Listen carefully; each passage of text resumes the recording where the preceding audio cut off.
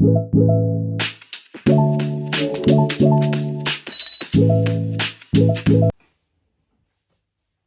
everybody, I'm Megan and this is my channel Skipping Stitches. It's lovely to have you here with me today. If you're new here, extra special welcome to you, and if you enjoy my content please give me a thumbs up and subscribe, and that would mean that I can keep bringing this content to you. And of course, as always, leave me some comments. I love having a chat with you and interacting with you and finding out what you've all been up to. So let's get started. I am wearing today a handmade dress, which is the Deer and Doe Patterns Myosotis dress, and it's made in a really beautiful embroidered double gauze. I'll stand up so you can see it. So it's really pretty, button front here and then just a tiered skirt. I'll pop a picture up so that you can see full length. I can't stand too far back in this room. But yeah, I love this dress. I've made a couple of them and I think I sized down in both patterns because it is quite oversized, and especially in double gauze, which has a tendency to grow as you wear it. So I did size down one size in this pattern, and this dress gets worn an awful lot at this time of year. The colour is so vibrant and summery, and I think it's quite flattering. It gives my skin a bit of colour and it's just really comfy to wear. So yeah, as I said, I'll pop a picture up so you can see it. I think the last time I wore it was when I was in holiday in Croatia, and it was really, really hot, and it helped to keep me cool because of the loose fit and everything. It was really lovely. So that's what I'm wearing today. I hope you like it. So today I'm here to talk to you about some of my autumn winter sewing plans. Wasn't what I was initially going to talk to you about actually, but a couple of people said to me that they would like to have a look at the sort of fabric that I've been buying and have me talk through how I decide what I'm going to make. So I thought I'd try and do that for you. I hope it's helpful. I haven't bought that much fabric recently just because my wardrobe, as you can imagine, is already quite full. I don't feel that there's too many gaps in there at the minute, but there is always room for something more, and I have been starting to think ahead to the autumn winter and what I might need for those sort of transitional seasons as well. I do find transitional seasons a little bit more difficult to know what to make and what to wear because yeah, you just don't know what the weather's going to be like, do you? So layers are normally the way forward. And in the winter, I do tend to live in trousers a lot. My staples in the autumn winter tend to be A-line sort of cord wool skirts, sort of mini skirts with fitted tops, polar necks, that kind of thing. And that is something I just wear a lot. I find it works, it's comfortable, I can wear it to work, it's smart enough for work, but also casual enough for every day. So yeah, obviously we're still in August right now and we're not there yet, but I am aware that the season is starting to change. There's a little bit of a chill in the air, although it is really hot again here in the east of England, and I'm enjoying that and loving it, and I don't want it to go anywhere. So actually you'll see this, you'll recognise this from before. I did buy some more of this viscose linen from Guthrie and Garney, which I use for my capsule wardrobe. If you don't know what I'm referring to, then just go back a couple of vlogs and you'll see the capsule wardrobe I made. It was all in these shades, and it did include a top that I made in this fabric. So it was like blues and whites. So I bought a little bit more of this because I did feel that I needed another top, and the one I made to go with my capsule wardrobe was a strappy sort of camisole, and I fancy something plain to tuck in, and I was thinking maybe the Helen's Ashton top with the tulip sleeves or the petal sleeves, because I thought that's a little bit more transitional. Still quite a summery fabric, but it's weighty enough I think to wear in the autumn with my trousers that go with this, with a little sleeve for a bit of extra coverage. So I only ordered 1 metre of it because I have about 20-30 centimetres already left over from previously, and that should be enough for the sleeves, and this should be enough for the top. So this is hopefully going to be something along the lines of a plain sleeved Ashton top, just to go with my Barry trousers, which are in the blue. And again, go back a couple of vlogs and you'll see those. And then hopefully that will be that complete. And yeah, it's just a little extra something to add on to that. So that's kind of by the by, that one. But I've got this little pile of fabrics here to show you, and a few of these are new. So these top 3 are new fabrics that I recently bought from Sew Me Sunshine, and they had a birthday sale on. So I thought, you know what, I need some basic t-shirts and tops in my wardrobe to go under things and to wear alone. So I ordered these in a few different colours. So the first one is this royal blue, and this is a rib knit. So actually I ordered a metre of this because a metre is normally plenty for a t-shirt, but they contacted me shortly after to say they didn't have quite enough left in stock. So I've got about 80 centimetres and I got it for a bargain price, to be honest. And it's a lovely rib knit with quite a lot of stretch. This one, because it is less than a metre, is most likely going to be a vest top. I have mentioned previously I've been testing for Chalk and Notch and their new pattern, the test pattern, which still hasn't been released. And a massive hats off really to the designer Gabriella that it hasn't been released yet. There have been a few fit issues, especially in the larger size range, that she's just tweaking to get it perfect so that when it is released, hopefully it'll fit as many people as possible. And I really respect her for doing that. I know a lot of pattern companies I've tested for maybe don't take quite as long or look into their pattern testing in quite as much detail as Chalk and Notch have done. And I think that's testament to how well the patterns do fit in the end, because they really do listen to our feedback. So anyway, what I'm trying to say is that the final files for that will be out soon, and as soon as I receive them, I plan to make a tank top in this. So it would be like a sleeveless vest top with a scoop neck, and although that is still relatively summery, it's one that you can put cardigans over, you can wear under jumpers and things like that. So I think it'll fit into sort of summer, autumn. And again, it's this beautiful vibrant blue, which I do love. It'll go with my white trousers, it'll go with my jeans, it'll go with everything really. And I definitely need more plain colours in my wardrobe because I'm a bit naughty. I'm a bit of a magpie for patterns, and the trouble with that is that you end up with a wardrobe full of beautiful patterned outfits or garments and nothing to pair it with. So that's why I've chosen these three plains. The next two are the same. They are cotton, 100% cotton, knit fabric, and I've got them in this bubblegum pink, which I'm a bit obsessed with, and a plain white. They're going to be t-shirts, possibly the same pattern as the tank top, because the test top does come with a short sleeve version, a long sleeve version, and I do really like the shape of it on me. So I think it's just going to be a couple of plain t-shirts with sleeves in those, and then a sleeveless tank in that. And then I've got 3 solid colour jerseys to go with everything. And again, they're fairly summery colours, but can easily be mixed and matched with autumnal things.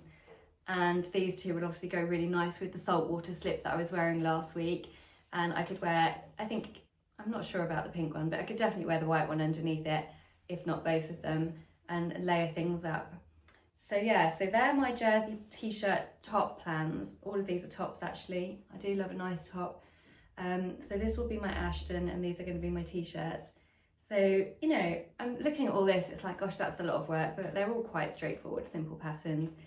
So I'm quite looking forward to getting stuck into them. I'm actually recording this on a Sunday afternoon because the next couple of weeks can be really busy for me again. My dad is coming to stay with me, and he actually lives in New Zealand, so we don't see each other very often at all. So when he comes, you know, it takes up a lot of my time, and we spend a lot of time together where we can. So I'm recording this today knowing that after today I'm not going to have much time. So we'll see how the week goes again and see how much sewing time I get. Hopefully there'll be a little bit of time I can squeeze into maybe just one top here and there. Fingers crossed. So I'll pop these down. And now thinking about proper cold weather now, I've got a few needle cords here that have actually been in my stash since last year. So these aren't new. I bought them last year knowing that I was going to be making skirts or dresses with them. Hadn't fully decided, but one thing I know I do want to make for the autumn is the Tammy handmade, I've forgotten what it's called. It's one of her pinafore dresses, which I'll pop up for you. It's just a v-neck, quite loose fitting mini dress, and it looks really nice in cord and denim and heavier weight fabrics. I think it might be called Margot actually. Yeah, the Tammy Margot pinafore. I nearly pattern tested for it last year, but I ran out of time and couldn't do it in the end. So I bought the pattern, and I plan to make it in this gorgeous plum needle cord. It's actually not quite a needle cord, it's a little bit chunkier. I can't remember what the weight is, but it's a fine cord and it's a really pretty colour. Hopefully you can see that on camera. It just screams autumn really, doesn't it? It's a really kind of autumnal plummy purple. And I have got some more jersey on the way to me that I ordered from Lamazi, who have also had a sale on. It's that time of year. and they're going to hopefully coordinate beautifully with this. So one of them is a purple and sort of ecru striped rib knit, which I plan to make into a polo to wear under this, and the other is a cream with purple flowers on it, rib knit also, and I think they'll both go really, really nice to wear under this and keep me cozy in the winter. They are both yeah, they're both rib knits, and the pattern I plan to make is probably going to be the tilly and the buttons. Oh, when I'm telling you, I keep forgetting the name of the pattern. It's one I've made a million times before. Freya. It's Tilly and the Buttons Freya, and it comes in her stretch book, and I have made it so many times. It's like a mock turtleneck fitted jumper, I guess. What have I made it in? I think all of them have been a type of rib knit. I've got a plain cream rib knit, I've got a chunky rib knit in blue, and then I've got a dark blue one as well. Oh, I've got a stripy one. So I've got a lot of them, but I live in them in the winter. They're so good tucked into skirts and worn under pinafores and with jeans, with everything really. And I just think those, the ones that I've just ordered from Lamazi will just be gorgeous worn under this pinafore dress. So yeah, that's my plan. Someone asked me how I decide what I'm going to make, and to be honest, I think it's quite organic. It's not like I sit down and plan massively. I just kind of have things pop into my head, and I know what my style is, I know what I like to wear. Like I said, I have a particular thing that I tend to wear a lot of in the autumn, so it's just sort of changing the colours and maybe slightly the patterns, so you know, doing the pinafore instead of the skirt, going for the purples instead of the pinks. So yeah, it happens quite organically, and I just happen to know what I like and what I wear quite a lot. I don't see the point in making things that are just going to sit in my wardrobe and not get worn, so I try to think practically. I am out walking my dog a lot. My work involves going around on my hands and knees a lot. I sometimes have to go into buildings that aren't very nice, so I don't want anything fancy or super expensive. I just want to wear things that are comfortable, look semi-smart, and they're practical, they have a bit of room for movement and that sort of thing. So I think it's looking at your lifestyle, looking at what works for you. You know, making a gorgeous silk dress to walk the dog in might not be the most practical thing, so that's not for me. You know, if that floats your boat, do it, you know, why not? But for me, it's not quite right. You know, like even this dress, I suppose it, you know, I have actually got another Myosotis dress that I made in some fancy viscose that was from Guthrie and Garnier a year or two ago, and it's a lot more dressy and fancy, and I wear that, you know, if I'm going out for a birthday meal or to a party or something. Whereas this one I've made more day to day in a double gauze, and you know, and I'm not gonna sweat it if it gets a little mark on it or whatever, because it's just a cotton double gauze that was inexpensive. So yeah, it's thinking about your lifestyle, what works for you, and what's practical, which is a bit boring, a bit middle-aged, isn't it, thinking about practicality. But every now and again I have a bit of fun and throw something in just because I love it. You know, sometimes you'll see a fabric that you just fall in love with and it might not be practical, but you've got to have it. So yeah, that's what this one's for. I've also got this one, which is definitely a needle cord. It's very velvet-esque looking, and it's in this kind of, it's a beautiful sort of peacock blue, which is a really gorgeous colour. Not probably, I don't know, I don't think this is probably one of the colours that's best suited to me. It's not awful on me, but it's not, yeah, probably not quite a me colour, and so it's been sitting in my stash for a while. I initially thought, oh well, you know, it doesn't matter, I'll make trousers or something with it, but I think I wouldn't wear trousers in this colour if I'm being honest. So I'm not sure, I might do a wearable twirl of the Margot pinafore in this before I chop into the purpley one, because I think it's quite a loose fitting pinafore, and I would wear this as a pinafore, but you know, if it doesn't fit amazing, I'm not going to lose any sleep over it. So this was bought, as I said, with either a dress or a skirt in mind. Because the colour's not 100% what I thought it was, the pitfalls of buying online sometimes, I think I'm going to use it to do a wearable twirl of the Margot pinafore before I use this one. So yeah, I think that's my plans there. So yeah, beautiful fabrics that I've got, some from my stash and some new. This one has been in my stash not for so long, for maybe about 6 months. I bought this in store, and I'll show you in a second. I've already got this fabric in teal, and I've got a cardigan already made up in it in cream, and I wear it on repeat literally all the time. So I thought it'd be good to get some more. And I got this really nice dusky pink colour. Because it goes with so much, I think it goes with a lot of my wardrobe that I already have. And again, coming into autumn, winter, it's nice to have those layers to pop on over your t-shirts and things. So that's it there. It's a knitted, I don't know if you can see, it almost looks like a hand knitted piece of wool. And it does have some wool content to it, so it needs to be washed carefully.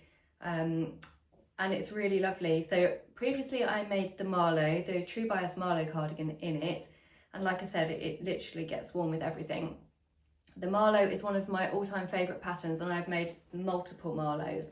I'll have to pop some up for you. So I've probably made 4 or 5, all in different fabrics. I've got them in sweatshirting, I've got them in like a jacquard knit, I've got one in this type of knit, can't remember, but I wear them, you know, they're just really handy.